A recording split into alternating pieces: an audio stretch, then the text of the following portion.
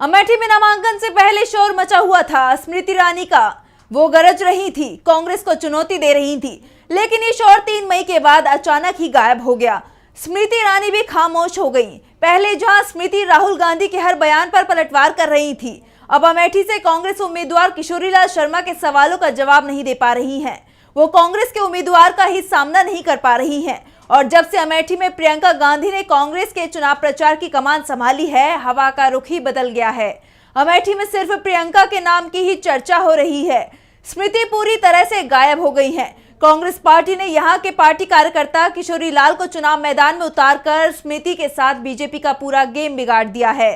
किशोरीलाल शर्मा के नामांकन के समय पूरा गांधी परिवार जुटा था, लेकिन बाद में सोनिया और राहुल तो वापस चले गए, लेकिन प्रियंका ने यहाँ डेरा जमा लिया। वो एक अच्छी वक्ता है, उनका अंदाज भी अलग है। बिना आवेश के शांत संयम तरीके से लोगों को खुद जोड़ लेती हैं, भीड़ खींचती है और मीडिया की चहेती हैं, सवालों से कतराती नहीं है और कुछ ऐसा बोलती हैं जो सुर्खी बन जाता है।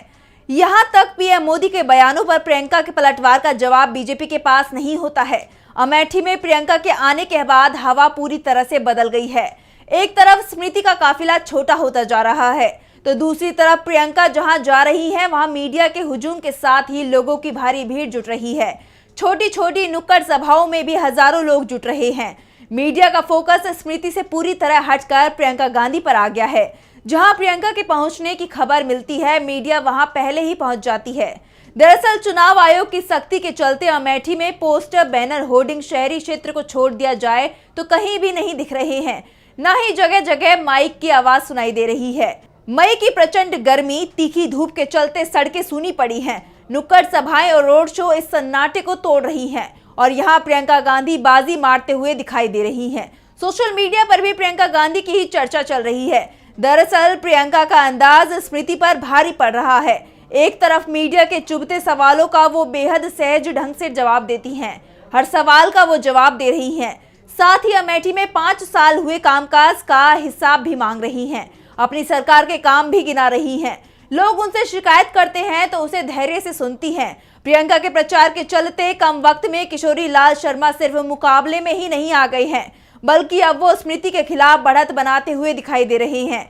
एक तरफ प्रियंका गांधी काफी सहज दिखाई दे रही हैं, तो दूसरी तरफ स्मृति आपाक होती दिख रही हैं।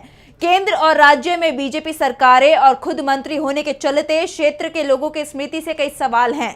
वो क्षेत्र में काफी कुछ कर सकती थी, लेकिन स्मृति अपने काम उंगलियों पर भी नहीं गिना पा रही हैं। ऐसे में मीडिया के चुभते सवालों का वो जवाब नहीं दे पा रही हैं। ऐसे में वो सवालों से कन्नी ही काट जाती हैं, लेकिन जनता के सवालों से कन्नी काटना स्मृति को बहुत भारी पड़ता दिखाई दे रहा है।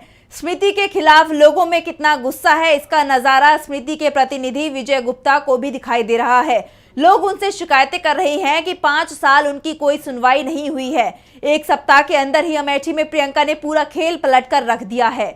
अब हालात ये हो गए हैं कि कांग्रेस रायबरेली को लेकर तो पहले से ही निश्चिंत थी, अब वो अमेठी को लेकर भी निश्चिंत दिखाई दे रही है, जिसके बाद प्रियंका दूसरे राज्यों में भी प्रचार के लिए जा रही हैं। वैसे प्रियंका ने ऐलान किया था कि वो 18 मई तक अमेठी और रायबरेली में ही डेरा जमाए रहेंगी, यानी 7 दिन के चुनाव प्रचार में ही प्रियंका गांधी ने अमेठी में हवा का रुख बदल दिया है।